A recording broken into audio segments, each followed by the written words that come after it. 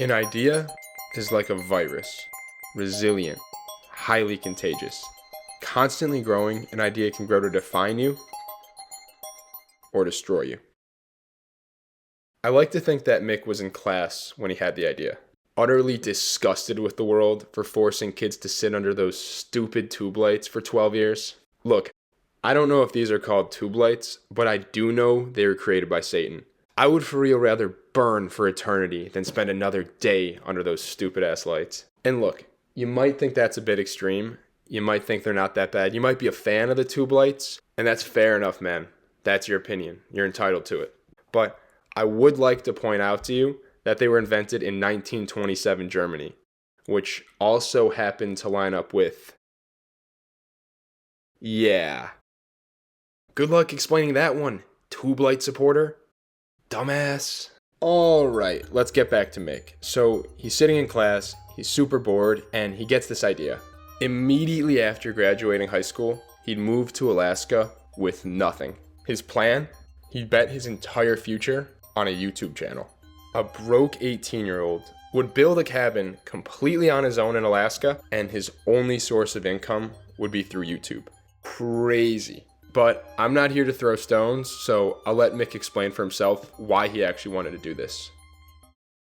So I'm betting everything on YouTube, on my drive to be my own boss, my determination to get things done, even when I'm dead tired or sore or hungry or sick or bleeding. I'll get it done because I have to. I have one summer to prove that I can and will do what it takes to live differently, to live under my own authority, doing what I love.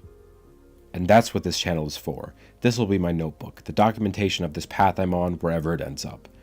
There's a thing you hear a lot in school, just 6 little words repeated ad nauseum to repel and dismiss stupid ideas like running off to Alaska with nothing, hoping YouTube will pay enough to keep me eating. That's not how the world works. But I always answered the same way. Why not? If you get nothing else from this channel, please take this with you when you go. Don't let other people tell you what is or isn't possible and what you can or cannot do.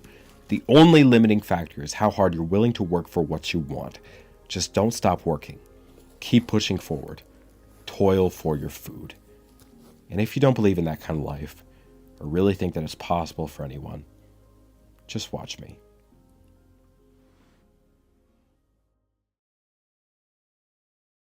About 2 years have passed since that video was posted. And with over 7 million views, Mick has, without question, inspired thousands of people. But inspiration is kind of weird. The idea of inspiration invokes stories of creation, billion-dollar companies, life-changing inventions, and incredible feats of courage. Unquestioned, inspiration always seems to be framed as being overwhelmingly positive. But is inspiration always a good thing? Take Christopher McCandless. When Chris was 22 years old, he decided that he was done with modern society. It was meaningless, there was no adventure, there was no purpose, so he had enough. He abandoned everything he owned, and he spent the next 2 years of his life hitchhiking and exploring the American Southwest. But Chris wanted more. He wanted to raise the stakes. He wanted more adventure and more struggle, and after 2 years of exploring the Southwest, he traveled north to Alaska. Once there, he would push himself to the furthest extreme. He wanted to become lost in the wild. He wanted to kill the false being within and truly discover what it means to be alive.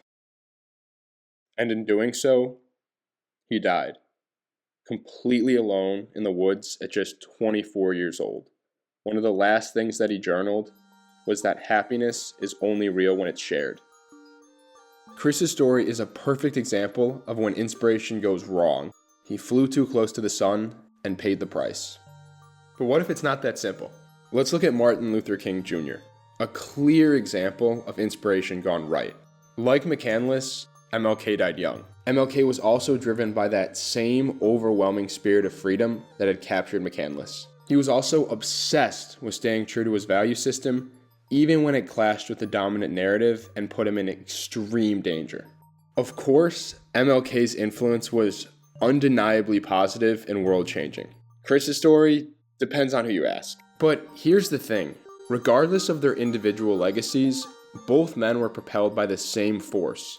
The feeling that they had a path that they were meant to follow, no matter the cost.